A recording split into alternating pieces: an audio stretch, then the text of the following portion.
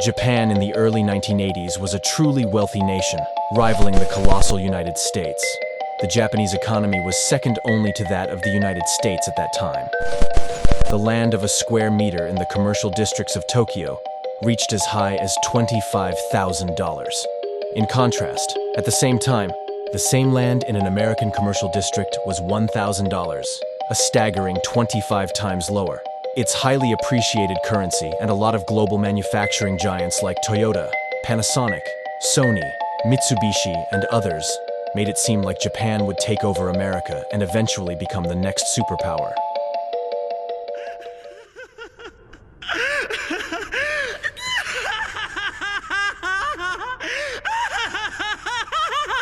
But it never happened.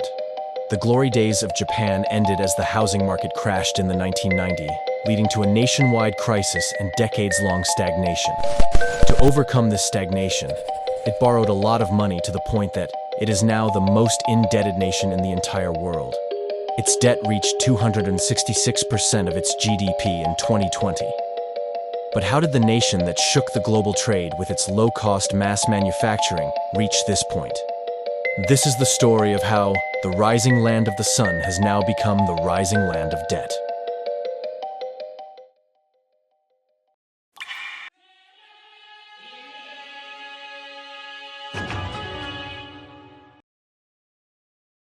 After recovering from the ashes of World War II, Japan emerged as a new global superpower. Its unique economic model allowed it to grow rapidly and efficiently, and it was called an Asian tiger. The Japanese economy of the early 80s was known for its huge returns on investment. It was considered a goldmine for investors and a luxury hotspot for wealthy people around the world to spend their money and enjoy every aspect of a truly developed economy. But in pursuit of infinite growth, the Japanese government took some huge steps that were unprecedented, not even in the highly industrialized Western world. One of these steps was to implement a quota system for Japanese banks. This meant that the government set targets for banks to create credit for specific industries, such as steel, electronics, and automobile. This helped to give investors incentives to make investments in certain sectors, which were beneficial for the economy over sectors that were not. The experiment was successful, and Japan seemed unstoppable. So much so that the United States feared that Japan was going to overtake them to become the sole global superpower. The government of US, fearful of the destruction of the American car manufacturing industry, attempted to lower the trade deficit between America and Japan. And in 1981, it limited the number of cars that could be imported from Japan every year. And then it also introduced a whopping 45% tariff on Japanese motorcycles. But it abandoned such policies in fear of that Japan would also exert sanctions on US products coming into Japan, because US and Japan heavily relied on each other for their economic growth. The large American population with the high purchasing power due to US dollar purchased Japanese-made products due to their cost competitiveness, and on the other hand, Japan depended on export-led growth. But America did something remarkable in 1985, which proved to be the downfall of Japan in the coming years. In order to stabilize the exchange rates, the US proposed an agreement to France, UK, Germany, and Japan that the US dollar was too high compared to British pound, French franc, German mark, and most importantly the Japanese yen, and they had to sell their massive amounts of dollar reserves to appreciate their domestic currency, and Bank of Japan did it. Hence, the price of yen started to rise against US dollar. This was a disastrous news for Japanese exporters, but for the common people, it was a blessing, as they saw their relative wealth increasing thanks to appreciated yen. In order to make Japanese exports globally price competitive again, the Central Bank of Japan lowered the interest rates, and this led to one of the craziest nationwide real estate bubbles of all time. During that time, the land of 1 square meter in the commercial districts of Tokyo reached as high as $25,000. In contrast, at the same time, the same land in an American commercial district was $1,000. The problem was, the cost kept on rising. It was only 1989 when Japanese central banks started to raise interest rate, but by a little. They never considered that it would create decades-long impact on the economy. And this is the point, where the economic bubble started and marked the peak of Japanese economy.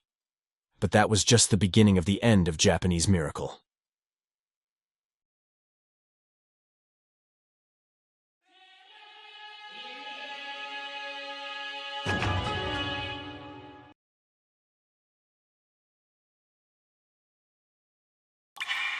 The bubble crashed and millions of Japanese people saw their investments burn down.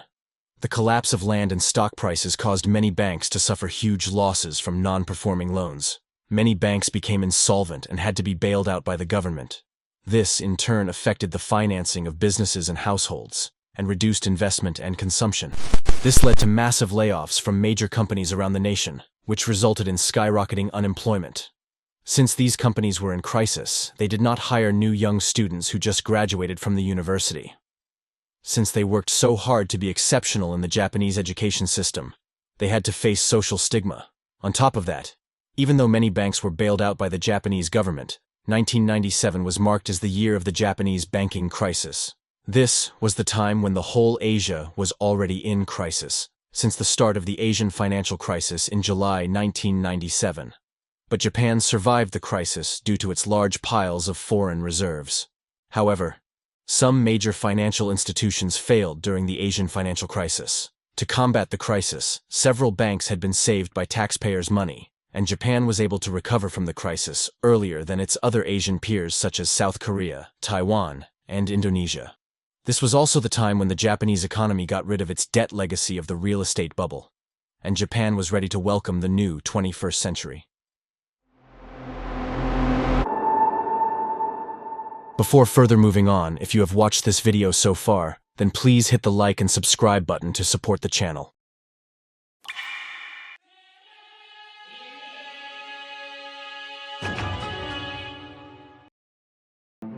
As Japan entered the new century, it once again found itself in a deflationary decade. As we already know, the excessive debt problem in the private sector had finally been solved by bailing out banks. But that meant that a lot of that leftover debt was on the government balance sheet. And this was a recipe for stagnation and deflation in a highly indebted nation. Deflation encourages savings and discourages spending. Let's understand it with an example.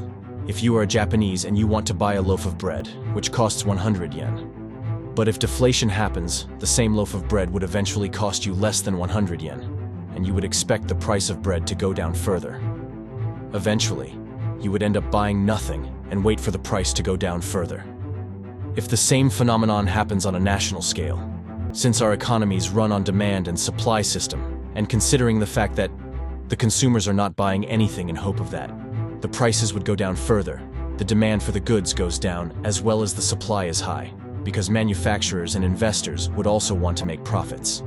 And this will eventually become a vicious cycle in which consumers are not buying anything, the supply is going higher, and the consumer is still expecting the price to go down even more. This is the same thing that happened to Japan in the early 2000s.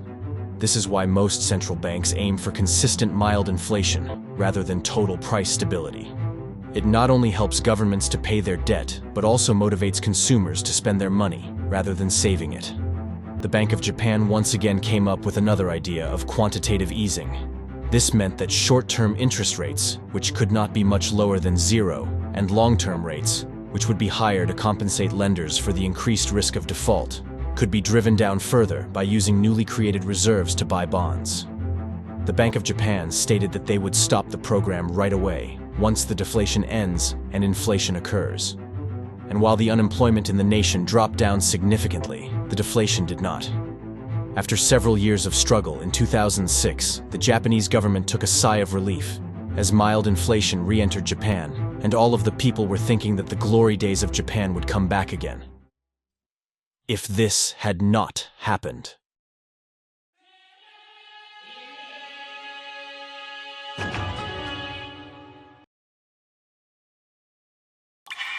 The Japanese economy was hit hard by the global financial crisis.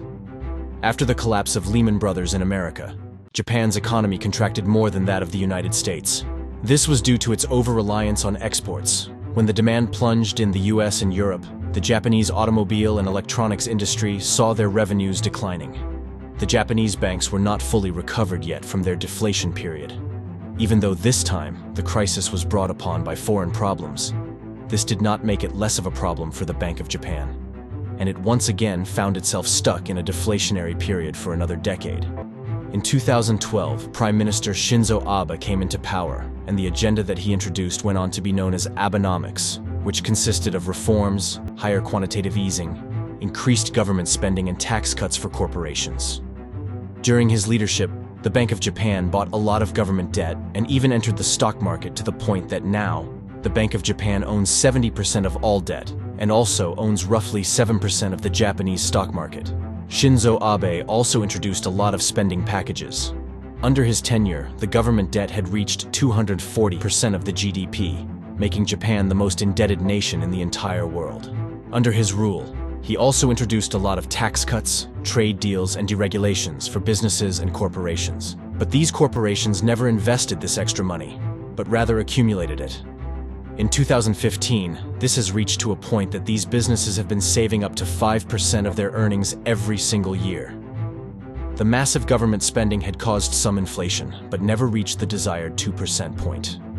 Such series of crises and lost hope for the future have also caused a social issue in the Japanese society, which is low birth rate. Even though developed countries tend to have lower birth rates, but Japan takes it to another level. By 2070, it is expected that Japan will lose about 40% of its population, from 123 million in 2020 to 77 million in 2070. This also makes it hard for the Japanese economy to grow further, as there are fewer people to work than before. It also historically maintained a strict policy towards immigration and made it difficult for anyone to live in Japan who came from outside of Japan. But Japan has relaxed a lot of its policies towards immigration and now welcoming more and more foreigners into the country. Due to the healthy diet and lifestyle of Japanese people, they live a very long life. Around 20% of the people who have crossed the age of 100 are Japanese.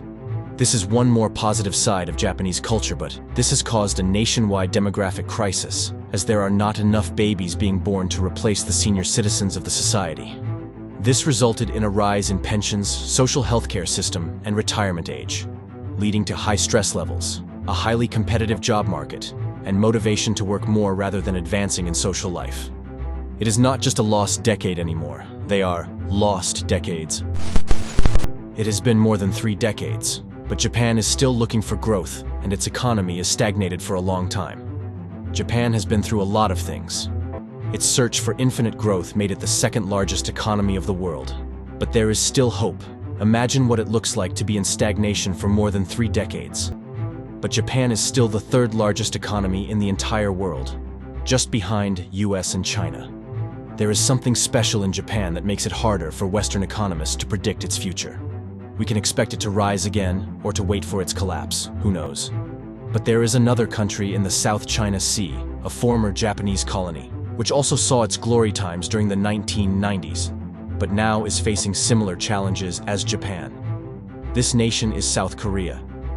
And if you want to know about how South Korea is about to go extinct due to its economic miracle, check out the right video and I will see you there.